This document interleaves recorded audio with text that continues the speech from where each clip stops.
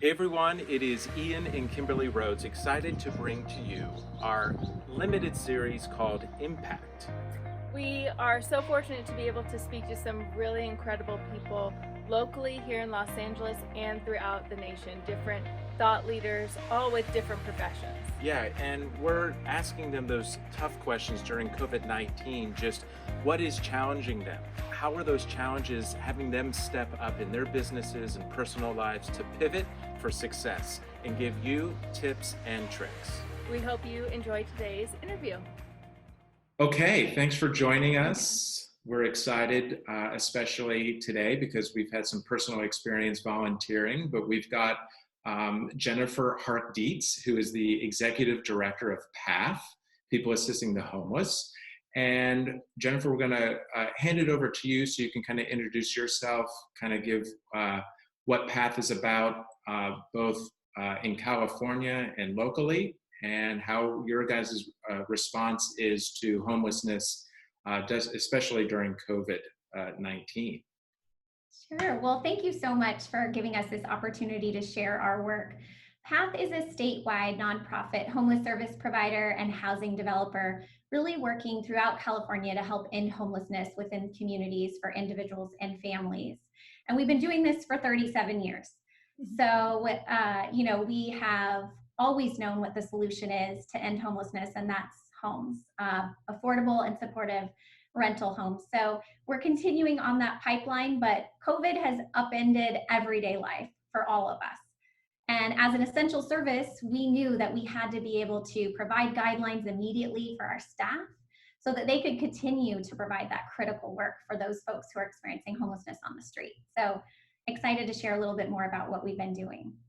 Yeah, I mean, we would love to hear about the changes that you guys have had to make in pivoting kind of the structure of helping and donations and volunteer work and what you guys are doing. Yeah, well, you all know, since you've volunteered before at our West Los Angeles interim housing site, that we run with a lot of volunteer support. And so we had to make sure that we could continue to offer those opportunities, but also while providing the safe social distancing. So volunteering does look different. It might mean making hygiene kits at home and dropping them off at a site. We want to make sure people are protected. So we did have to change our policies to allow only essential staff to come into our site so that we can really do that contact tracing if anything were to occur. We also had to make sure that, we didn't have a lot of people coming into the office necessarily. So we opened our offices 24/7, and people are working different shifts. This also allows our staff to care for minors if needed. Childcare is really restricted right now. But we wanted to make sure that people were able to continue to do their jobs, because we know that often that means the only hope for individuals who are out there is our staff making that connection. Right. And through the changes that you've been implementing in pivoting and creating, what are some of the kind of positive outcomes through this new way of interacting with the homelessness that you could take forward past this? Yeah, one of the things that we've been able to do is actually take our Path Cooks program mobile.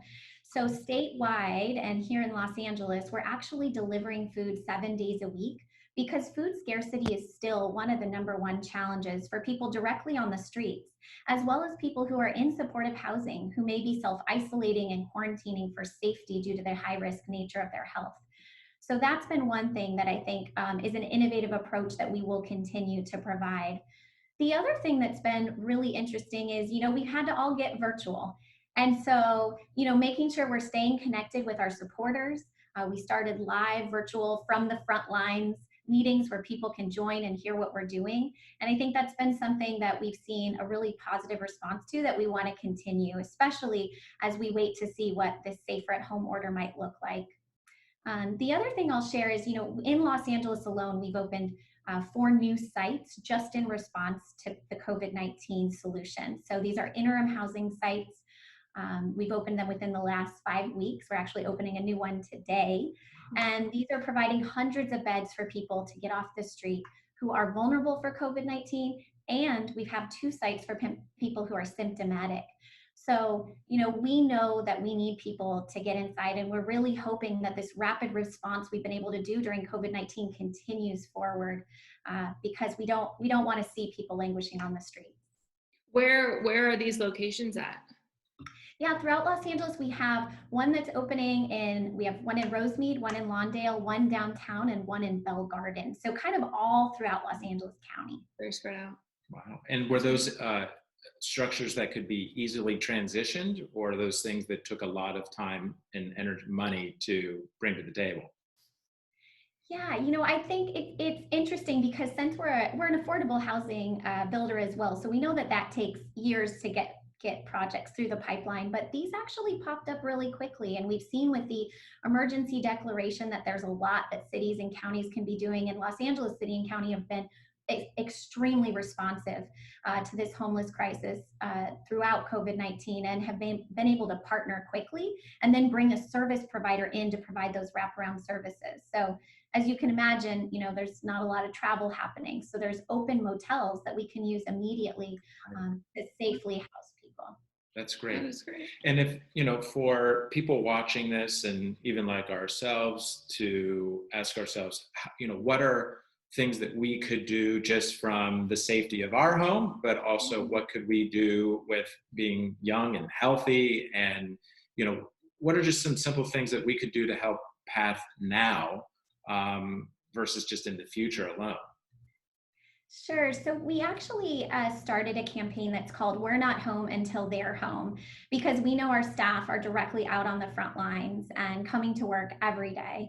And that funding, it could fund through our Amazon wish list, which is critical needs that our clients have, the basic supplies, hygiene items that are harder to get nowadays, as well as financial donations that help with things like hazard pay, because we know our staff are still there and they're not always able to follow those safe social precautions. So that hazard pay allows them to stay out there. We do have a web address that's www.epath.org/COVID-19. So we can, we know that money goes directly to the essential services, because we've seen our costs increase pretty significantly during this time, and yet the need has increased and been exacerbated as well. Right. And do you have any recommendations, you could kind of share with our audience in terms of, what knowledge are you taking from what you're learning during COVID-19 in dealing with the homelessness and that heightened awareness with those health conditions, underlying health conditions, that could help in the future as far as what it is that you're offering them? Is it something where, I understand in the community or the affordable housing, you have like one manager on site mostly. Is that correct? Would that change or look the same in these home affordable housing units that you're creating? Yeah, so we actually do a 1-to-20 ratio, which is great. So we can provide that wraparound support. I think one of the key items that we're seeing is that our population is very vulnerable, and the nursing support is needed, those health services. So we do try to partner in all of our sites with the health component, but even directly out there on the street, having that health expert and providing that education is really going to be critical as we continue on. Another thing I will just say to everyone is, everyone can be part of the solution to end homelessness. And so, that means saying yes to affordable housing, no matter where it is, and knowing that as soon as someone comes in, they're not homeless anymore. They're just our neighbors. So we can all be part of that message. Is there anything that you can share as far as the project that you guys are all doing in Hollywood? Yeah, so we're actually, it's a site we've had before. It used to be interim housing. And when we recognized the need for affordable housing in Hollywood, we started that project a couple of years ago. It will have 60 units for individuals who are formerly homeless. And it is starting construction very soon. So we're excited to see that come online, if all goes well, in late of 2021. So it's another project in the pipeline. We have quite a few coming online throughout Los Angeles. We have another one in West Carson. We have one in East Los Angeles. And then of course our site in kind of Silver Lake area will be starting to lease up 122 units. And that is starting on May 20th. So the work doesn't stop with COVID-19. If anything, I would say the need is there even more. And we're going to have to continue this pipeline so that those folks who might be out of work right now have a safe place to go. Absolutely. And how much does PATH do? And we know everything you're doing for transition housing and permanent housing. And what are you doing to really go out in the homeless communities at this time, where you actually have people on the ground? I'm not really familiar with what you all do in that aspect and what you're doing now. Yeah, no, thanks for that segue. So outreach is actually how PATH started 37 years ago. So we provide outreach throughout the entire state. We are directly going out into encampments. Right now with this crisis, we're bringing them the basic hygiene supplies they need, masks, gloves, so that they can stay safe, and then also delivering food. We know that it's been hard even to charge your phone, so bringing solar chargers so that they can stay connected to case managers.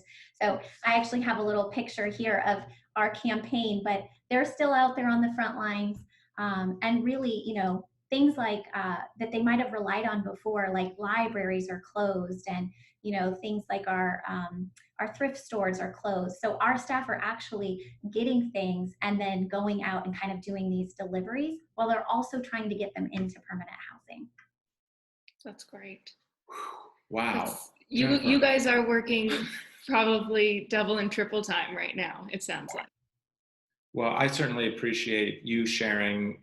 I know you're just giving us the tip of the iceberg of everything that you all do. And that was one reason we wanted to, have this talk with you, so that we're making people aware of PATH.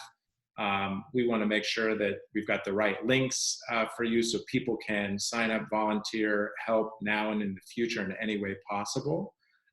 Is there anything else that you want to, that needs something that's an immediate need, that people could, as soon as they watch this, take action? Yeah, I think the immediate need is, to go to that Amazon wish list, to continue those supplies coming in. Just today was here with our volunteer team who's packaging them to get them out directly to the encampments, as well as to our supportive housing and interim sites. So, that's definitely one way that you can click from home, as well as I mentioned, for our campaign, so that we can continue to provide the increased janitorial that's needed at our sites, the basic supplies and needs that have really come out of this as we continue to learn about what this pandemic means. Absolutely. And we'll also have links, easy button links for everyone to be able to donate in any way that they can to help. Yeah, Amazon's extra easy. Yeah. So we can definitely get that out there. Well, thank you, Jennifer. Anything else that you want to add before we wrap up? No, I appreciate the opportunity, and if anyone wants to learn more, definitely go to our website. We're always happy to have more people supporting this effort. So thanks so much. Well, thank you for your time today. Really appreciate it. Stay safe, stay healthy, and thank you for all your hard work. Thank you so much. Thank you.